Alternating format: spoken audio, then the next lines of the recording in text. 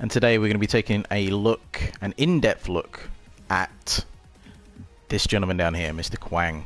Okay, Kwang, in my opinion, is currently the best offlaner.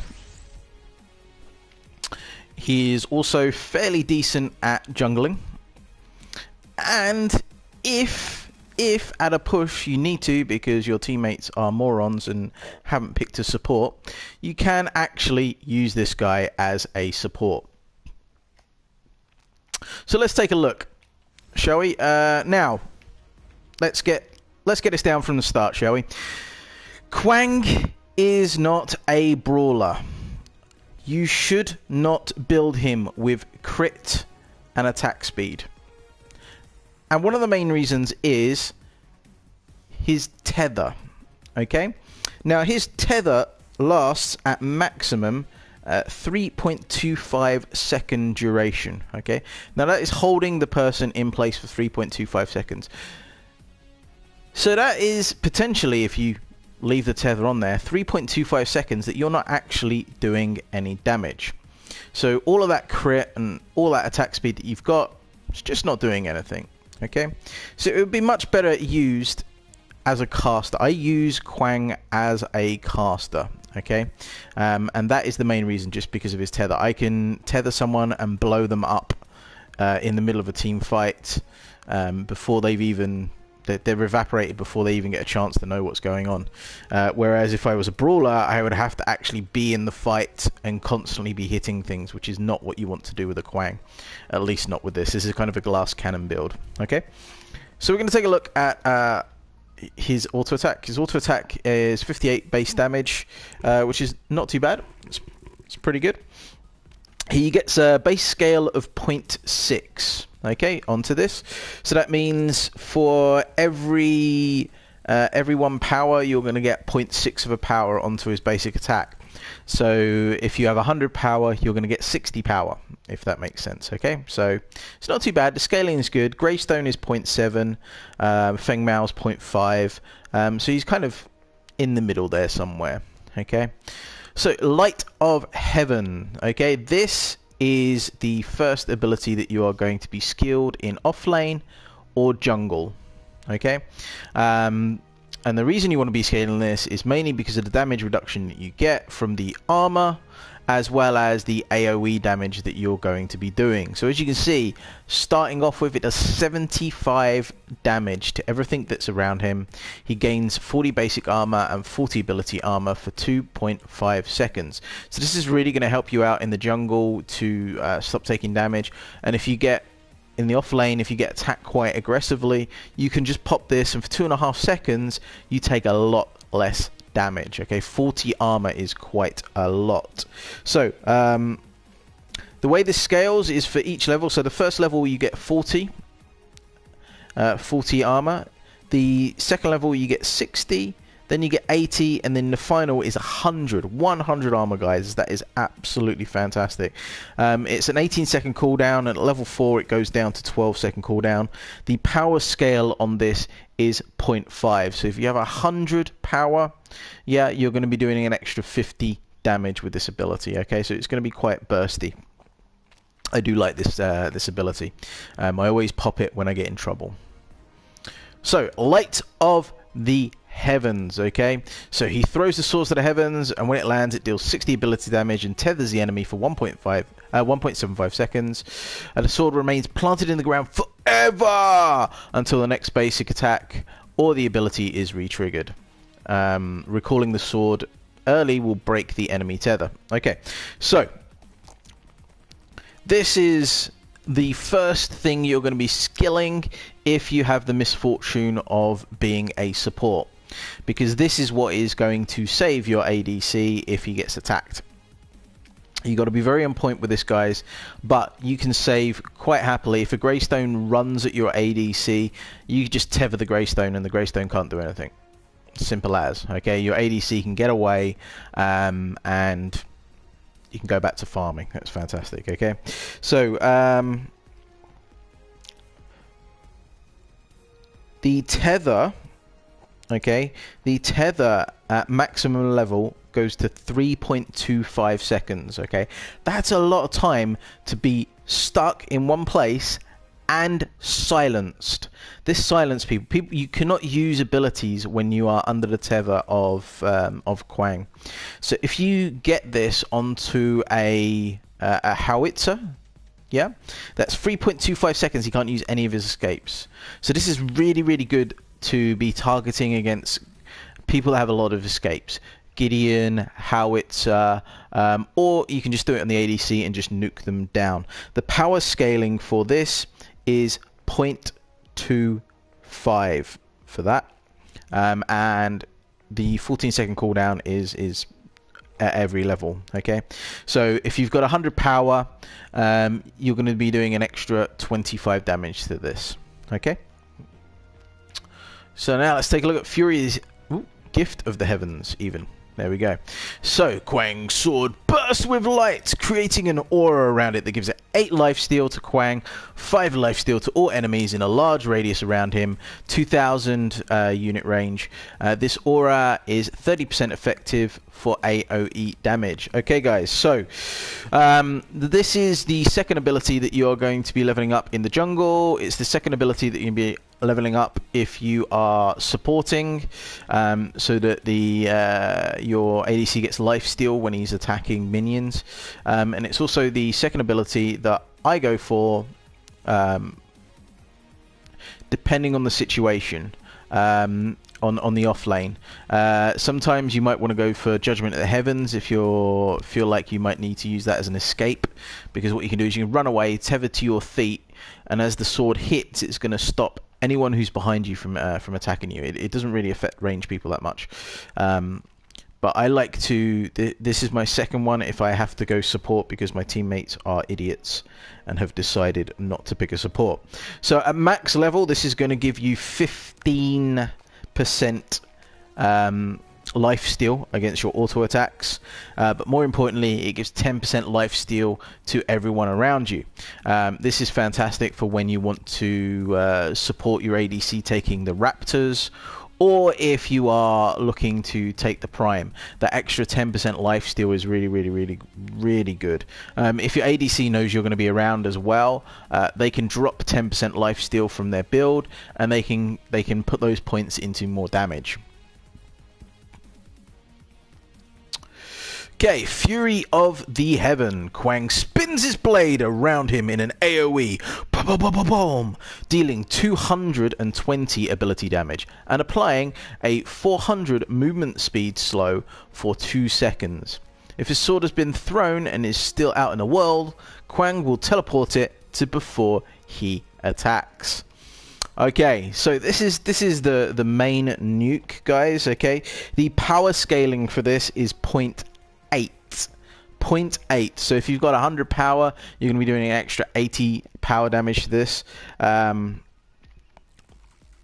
mana cost at max level is 130. The base damage is 420 at max level, and the cooldown is about 70 seconds. I think that's 70 seconds. 65 seconds, there we go. 65 seconds is the max level cooldown for that. So this, guys, this is what you're going to be, your combination is going to be. You're going to use your Judgment of the Heavens to tether someone in place, okay? Now, you have to decide at the point when you tether someone, okay, do you want them to stay tethered or not? If you want them to stay tethered, okay, just leave it there so that your teammate can do loads of damage, okay? Or you then go into your Fury of Heavens, which is going to teleport you to where your sword is. You're going to do a massive amount of burst damage, 420 at maximum level here, plus the 0.8 scaling, and then you go straight into your Light of Heavens as well. So your burst damage for this is around about 800 to 900. The tether just is so so overpowered if you can get it on target. But bear in mind, when you do use your Fury of Heaven and you teleport to your sword, you will pick it up, removing the tether from the Judgment of Heavens. So as soon as you've done your ultimate, the tether's gone, okay, and your enemy team is able to run away. So you must be aware of that. So let's take a look at the deck, shall we? What we got going on here? So we have gone for the Archmagus, okay? Why have we gone for the Archmagus? Well, this is 100% damage for minions to minions of the unique passive when you got it. Doesn't need it. He does a lot of AoE damage. He can clear a wave quite easily. Centurion, 500 maximum health to the minions. It's good, but you're not really looking for health for yourself. You're looking for extra damage. So we've gone for this, which is an extra 300% damage with your minions to structures, which is going to really help you take down the towers, as well as an extra 60 power for yourself. So we've got a guard token here, we've got a health potion, we've got a healer token, we've got an assassin's ward, a brawler's scythe, a celestial diamond with three 1-point mana regenerations, basic sparks. We got our Genesis torch here with 2 3-point barriers and 1 3-point mana regeneration. We've got our Guardian's ward here with a 3-point health, 2-point and a 1-point power token. We got Shadow Scroll here with a 3-2-1 power token. We got a Shadow Scroll here with 3 1-point power tokens. Shadow Scroll here with a 3-2-1 power token in it. Shadow Scroll here again with a 3-2-1 power token, and a Shadow Scroll here with a 3-point power token and a 2 3-point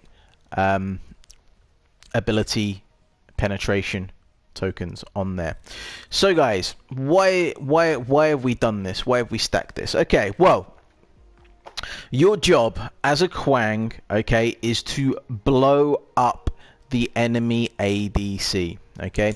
Your job is to just watch him evaporate, okay? Now, there is a magic number of 31.5 to 35. Okay, now these two numbers are very specific because these are the armor ratings that you're going to find ADCs on.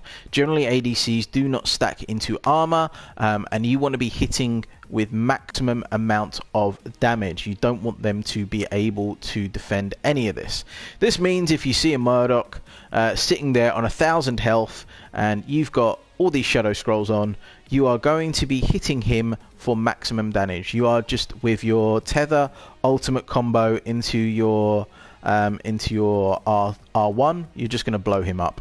Okay, so how does this work? Well, if you're in offlane, you've got to decide whether you are going to be very aggressive or not so aggressive. Okay, if you're going to be very, very aggressive, then I would suggest going for the healer potion and the healer token.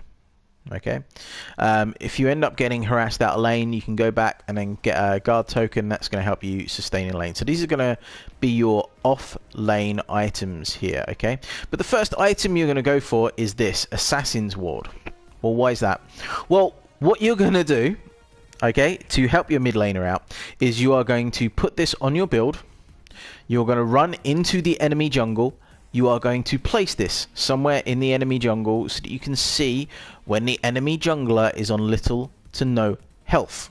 You are then going to teleport back, and then you're going to get your offlane items. Now, what this means is that you've got someone in the jungle with very, very low health. You see them, and you can just run over, and you can just burst them down. Okay, free kill, guys. Free kill, guys. If you're in the jungle, obviously we're going to go for the brawler scythe here, and then into the healer token and the health potion. So you first back when you got 6 points on your Kwang, on your offlane, and you want to be getting this Celestine Diamond. Okay, this bad boy here gives you an extra 30 mana, an extra 0.6 regeneration once it's fully upgraded, and an extra 6 power. Okay, and we're going to put in there some basic sparks. Okay, which is going to give you quite a lot of mana regen. It's actually 1.2 mana regen. No, it's not. 3, 6, 9, 10, 11, 12, 13, 14, 15, 1.5. 1.5 mana regen there. This is going to help you spam your defenses. Okay, it's going to help you be able to farm the offlane camps if you need to. I also go for this if I'm in the jungle as well, because this is just going to really help you to just be able to use your abilities at all time. Remember, if you are in the jungle, guys, keep an eye on the river buffs. You want to be taking them every time the river buff is up. Okay, the mid laner should be taking the left, and you should be taking the one near the jungle. So after we've got our Celestine Diamond, we're going to move into our Shadow Scroll here. And after we upgraded them, we're just going to pop into the rest of the Shadow Scrolls and just max out all of these. Okay? If you feel like you need wards, you can put wards in there beforehand. That's not too much of a problem. I tend to find that I don't really need wards that much. A lot of people are carrying them in games now, and as an offlaner, your job is to be very passive anyway, so you shouldn't really be caught out for ganks because of the passive way that you're playing. So I tend to find wards aren't really that important, but your final build is going to be the Guardian's Ward here, your 9-point Shadow Scroll, a 9-point Shadow Scroll, 9-point Shadow Scroll, 12-point Shadow Scroll, and then if you get to it, and I've never been to late game with a Kwang, a 12-point Genesis Torch up here. All in all, this gives you 36 ability penetration, which is way over the soft cap that you need to be nuking down ADCs. You'll be doing about 600 damage, give or take, with your ultimates. You're going to be doing about 300 to 400 damage with your R1 ability, and you're going to be doing. Let's have a look. Yeah, you're going to be doing about 100 damage with your tether as well. So there's quite a lot of burst that you're going to be doing, but that's what you're there to do. You're there to burst people down, and you're there to give a really, really, really good and powerful 10% life steal to your ADC whilst you're in the middle of battles. Anyway, guys, that is my Kwang build. We'll just go over this one more time. Okay, so we got the Archmages here, Guard token, Health potion, Healer token. We got our Assassin's Ward. We got a Brawler's Scythe if we need to go to the jungle. We got a Celestine Diamond, yeah, with 3 basic sparks in. We got a Genesis Torch here with an Advanced Spark and 2 Divine Barriers. We got a Guardian's Ward here with a Greater Health, a Strike and a Minor Strike. We got a Shadow Scroll with a Major Strike, a Cast and a Minor Strike. We've got a Shadow Scroll here with 3 minor strikes, Shadow Scroll here with a major cast, a strike and a minor strike. We've got a Shadow Scroll with a major cast, a strike and a minor strike, and we got a Shadow Scroll here with a major cast and 2 dire shocks in there, guys. Okay, go out, have fun, enjoy just destroying people. Kwang is such an enjoyable hero to play. He is by far my favorite hero to play at the moment. Let me know, guys, if you have any success with this build, how you get on with it.